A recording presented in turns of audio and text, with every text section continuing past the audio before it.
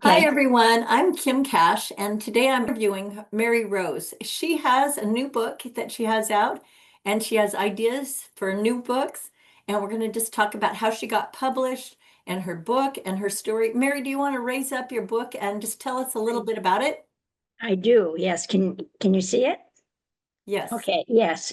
It's a middle grade novel, and it is set during the 1930s, a time much like now when intolerance was tragically on the rise. And it's about a little girl who lives in her dreams. She wants to be a hero. She wants to help her mama, who's been incarcerated in the mental institution. Due to a terrible depression after a child's death. And she has all these big dreams. And then her teacher starts talking about how much she loves Adolf Hitler. And he has just been made the chancellor in Germany. And she says that he's going to make Germany great again. Um, and then there becomes a rash of anti-Semitism against the Jewish pharmacist in the small town. And suddenly Evelyn has to put aside her dreams of being a hero and face real life danger to see if she can help to save the Jewish pharmacist from ruin. It may sound grim, but it's really a very uplifting story. And Evelyn is a very amusing character at the same She's time that got a she's sense of very brave. humor. Yes, she does. Yes, And yes. how much is your book and where can they find it? It's $12.95 and it's on Amazon. So can you send me the link so we can put it in the description box below? And so people Okay. can just link right to it to get it. Because one of the things I wanted to say is that when people buy a book, it really helps the author to get a better algorithm. And so, Yes. and reviews. And so, Yes. what inspired you to write this story? Um, well, it was actually I started the book back in 2002, and then I put it aside and I went to teach English in Hungary, and then I ended up taking over the program. So I've been busy, but I just retired from that. And in the meantime, I had been working on Evelyn with my SCBWI writing group, which included you. And then I had it professionally edited by Jennifer Reese, who was the senior editor at Scholastic, who discovered Hunger Games. So she's quite an impressive person. And she's been backing me all the way. So now I don't remember the question. Well, how did you find this editor to work with, and how did you reach out to her, or did she reach out to Okay. you, It or? was through Reedsy. Reedsy. And really, they have a lot of wonderful things to offer for authors and people who I want to be authors. And so anyway, I was so satisfied with her, and she gave me. She didn't need to do a lot of editing because we had already been through the book a couple of times, but she gave me so much encouragement. She said that the book was absolutely wonderful. She said, "You have something really special here." Um, so anyway, and she has written a review for Amazon. Can you talk about just the discouragement, like you're talking about? She really encouraged you because as a writer, so many people have trouble either, finishing their book or editing it or finding an agent and then getting the book sold. A lot of people that are writers think that once you have written the book, you're done. So can you just speak to that for to help other writers out there? Sure can. Yes, yes, yes. I've written two books that are complete, and both were edited by Jennifer, and both had been gone through by, because the other one was Maudie, that you also read. Um, so yes, I've gotten so much good feedback and so much help, and yet I sent between the two of them, I probably sent out 100 queries to agents, and I hardly got any interest at all. And it may be because I'm old. And so they just thought it was that I was just too old and old fashioned. But I think that's part of the charm of the book is that I remember those. Well, I don't remember the 30s, but I was born in the 40s. So it's not that long ago, that long after. And so everything is really authentic and it really harkens back to the times. But anyway, so I couldn't get an agent. And so a couple of times I have just put it aside and thought, I'm done. But after I retired, and I just retired the 1st of February, I decided that I really just couldn't let it go. So I have a niece who has been quite successful with publishing books through Amazon. And she said, Aunt Mary, she said, you're 81 years old. How long are you going to wait to get published? And so she put me in touch with a publishing coach, a retired librarian in Madison, Wisconsin, who within 2 months, it went from being a manuscript in my computer to being this lovely, lovely book. And I hired a friend who's in my book club to do the cover. She's a professional artist, and I think she did such a great job. So anyway, and so Mary Helen, the coach, she formatted it all into book. It just happened so quickly. And then it went on Amazon and it's been really up in numbers, but now, of course, as time has gone on, it came out on the 7th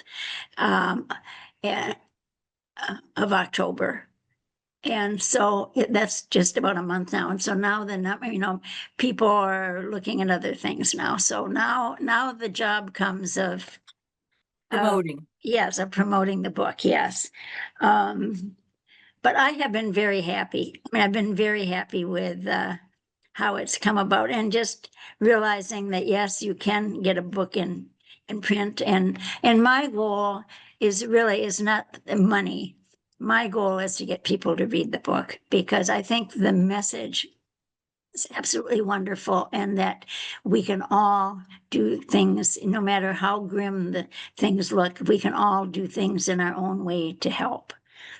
So it's Evelyn is a narrative nonfiction, and is this a middle grade? What age range would you say this would be good for? Okay. Well, first of all, it is fiction, it's historical fiction.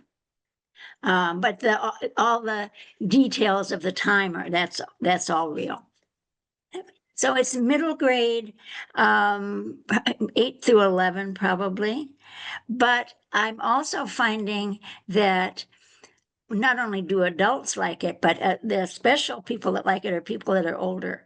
I've heard from people who said, oh, it just brought back so many memories. And I just, so yeah, and I have an elderly neighbor who just ordered another book for another one of his friends. And so yeah, I think that's a special audience too. So you think it spans ages? We're going to have it put into large print. Oh, that's nice. That's nice. Yeah. So also, are you doing any library talks or are you doing any school visits or? Well, I am hoping to. I was in the process of talking both to the local school and one of the just retired librarian from that school. I had her read the book and she also reviewed it and she loved it. She said it reminded her so much of To Kill a Mockingbird, which was like, it was like the best compliment that anybody could ever get in the whole world. I have neighbors that are teachers and they were talking about me coming in, but then I had a health scare a couple of weeks ago. And so that set me back. And now I'm realizing that getting a book to be read isn't a sprint. It's a marathon. So I've got lots to do and I don't have to do it all in one day. That's true. And that's one thing a lot of authors don't realize. They think that, well, I think it's because they are isolated so much. They're writing by themselves all the time. And when they finally get some, either some interest in editing or reviewing it or an agent, they think, oh, now it's all done. And Uh, and then they find out, oh, suddenly they find out, no, it's just beginning, really. yes, And yes, and so there's a lot of steps to actually getting your book published and then getting it sold. yes, It's not the same thing. I mean, first you have to maybe sell it to a publisher, and then you have to get people to buy it. And if it's not in some algorithm, and that's why reviews are so important, is yes. to really think when you're reading a book, what could I do to help this author? And the main Mhm. thing you can do is to do a review, and that will help promote their book for them. And that's a huge thing. And with the Christmas and holiday season coming, if you have any youngsters or people that you want to learn about the past, and so we don't make the same mistakes that were made in the past, then you might want to encourage people to purchase this book. And do you know how Yes. long it takes to get it if they order it on Amazon? It can be the next day or 2 days. So quick. Comes But very don't quickly. wait. Don't wait and think that you'll get it, because as the Christmas rush and holiday rush starts, the mail will slow down. And so, though you can get it very quickly right now, you might not be able to for the holidays. So we would encourage you to purchase quickly and just support, local authors. And Mary, do you want to say where you grew up and how you were inspired to actually write this, other than just, I remember there was something about your father that inspired you in this story. And Yes. Well, anyway, I grew up in rural Wisconsin, a small town in Wisconsin, and in a town very much like where Evelyn lives. And I had a friend who had a crazy imagination. When I think, and in fact, she is no longer alive, but I dedicated the book to her because I realize that she made my childhood so much more special. We were always, we thought there was a woman who was a witch, and we would go by her house and, well, what's she doing? She's in the window, and it was just one crazy thing after another. Not all scary, but I mean, it was always exciting. Bonnie was my inspiration for Evelyn. And well, my father was an inspiration because Evelyn at first had one leg, and my dad was born with one leg, but Evelyn now has two legs. So, but the Harlan, the lovely neighbor man, is very much like my dad too. Uh, my dad was just the kindest of men, and it's an interesting thing when you're talking to writers and readers about character development and how certain individual side characters or uh, supporting characters become, very well developed people that you may associate with or connect with. And so this is a good thing for you to talk about too, is just how these supporting characters, like the pharmacist, and how these uh, people developed. Because I remember it reminded me of It's a Wonderful Life, uh, in that uh, one little incident or one little person and one character in your story can have a huge impact on the whole outcome or the whole journey.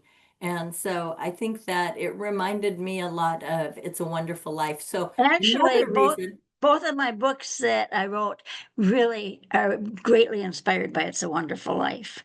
which Uh, is another reason to purchase it for the holidays, yes, that's because true. Yes, that's true. Yes, so yes, do you want to hold up your book one more time and just sure. give any last minute information to readers or writers that you want to share and make sure that they know about this book? Well, I really hope that a lot of people will buy it. I, I mean, I honestly, I can't believe I wrote it because it really is quite lovely. I mean, I think it sort of was gifted to me in some way. It doesn't really feel like it was all my doing. Um, but yeah, I hope that everybody that reads it will find Evelyn not only a delightful character, but an inspiring character. And she inspires me. Do you have a website that people can connect with you?